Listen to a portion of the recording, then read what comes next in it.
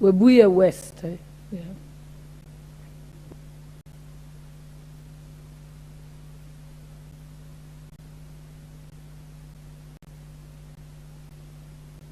Yes, I know, Honorable Investor Martin Wanyonyi. That's what the name says. Is that correct?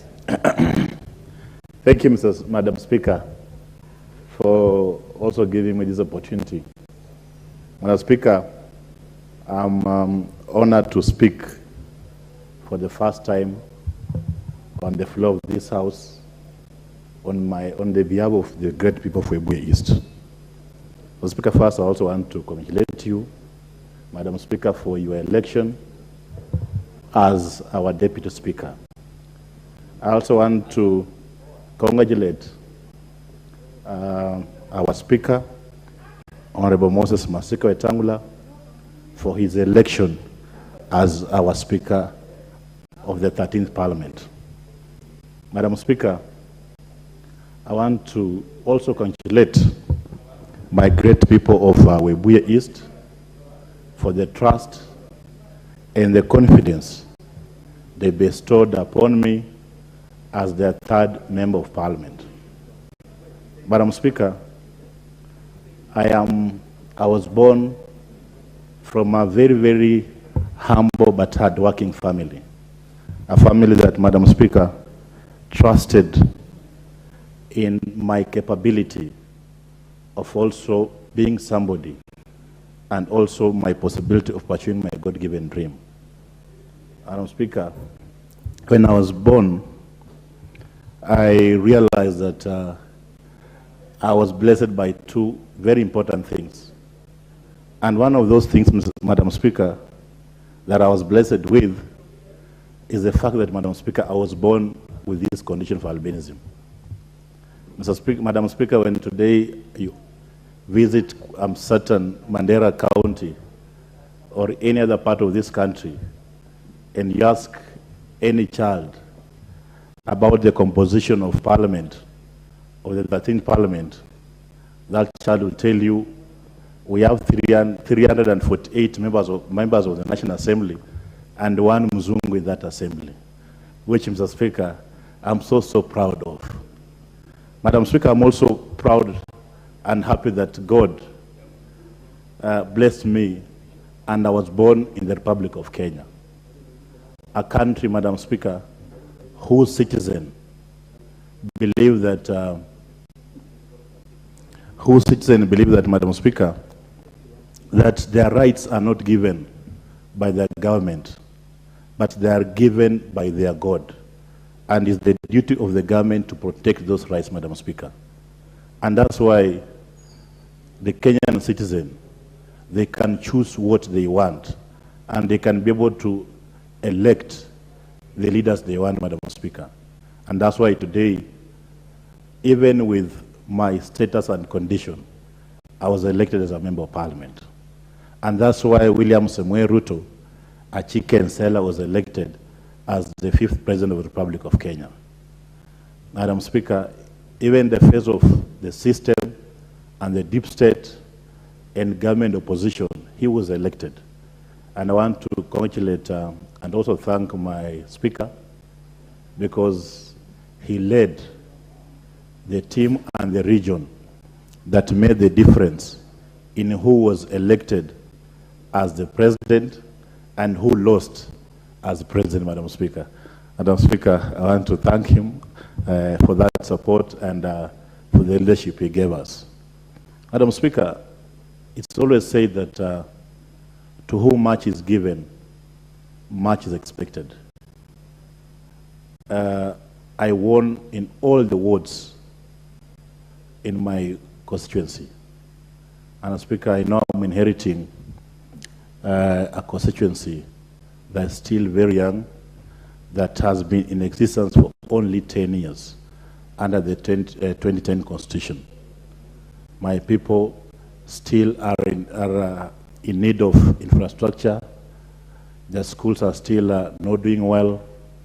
There are many people who lost their families, who lost their, whose marriage broke up because of pan paper, because of the collapse of pan paper. Madam Speaker, I just want to promise them that my experience as an MCA, being nominated in 2013, elected in 2017, now elected as a member of parliament, which for me, Madam Speaker, is a true testimony that indeed what Kenya Kwanza stands for, the bottom up. I think I'm a true testimony of how bottom up can work. Being nominated, elected as an MCA, now a member of parliament, and I'm speaking, I'm so sure the sky is the limit. And we'll panga manina pambele, Madam Speaker. Madam Speaker, I just want to assure my people that we are going to do whatever we can. We are going to go out of our way to ensure that we realize every plan and every strategy and every manifesto that we promise them. And Madam Speaker, I want to just ask them for their support to work with me in this journey so that we can be able together to transform our constituency. And Madam Speaker, on the President's speech, I just want from the onset to thank the President, because through that speech, he was able to demonstrate that he doesn't believe in the quantity of things, but he believes in quality, in precisiveness, in unequivocalness. That's why his speech was precise, he was simple, and to the point, Madam Speaker. And Speaker, I also want to thank the President, because the former President believed so much in big things, in initiating big projects. But, of course, the former President, Uhuru Kenyatta, he believed in initiating big projects. But I'm happy with the current President, the Kenya Kwanza and fifth President. Madam Speaker, I want to thank him, because for him, he believes in very simple, few things, but things that are so important to the Republic of Kenya and to its citizens. And that's why today you can see in his speech, in his inaugural speech, he talked about the universal health care. He talked about the transformation of our agriculture. Honorable members who are at the bar, at the bench here, kindly, it's amounting to harassment now. I can hear the conversations, harsh words that you're exchanging with the clerks. Yes. We still have 3 hours. Everybody who's on the list actually will get a chance. Thank you.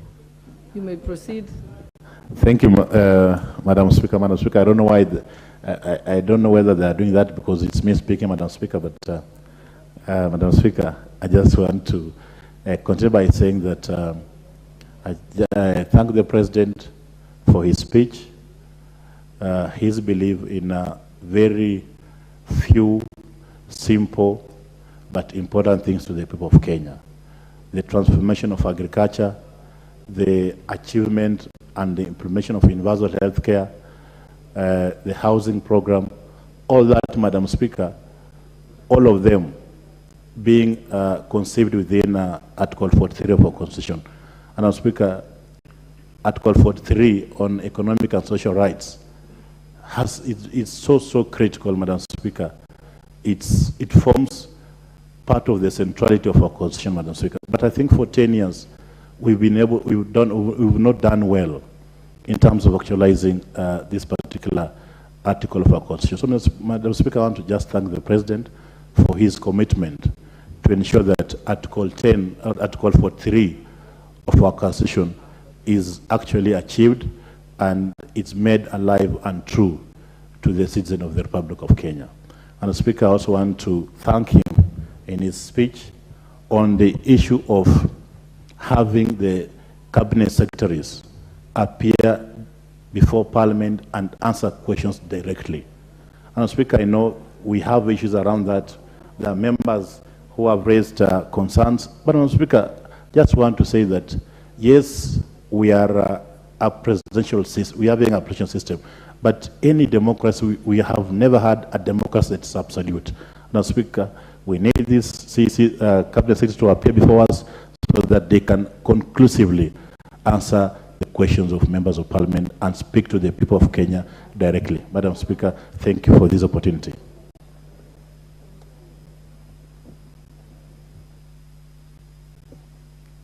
Member for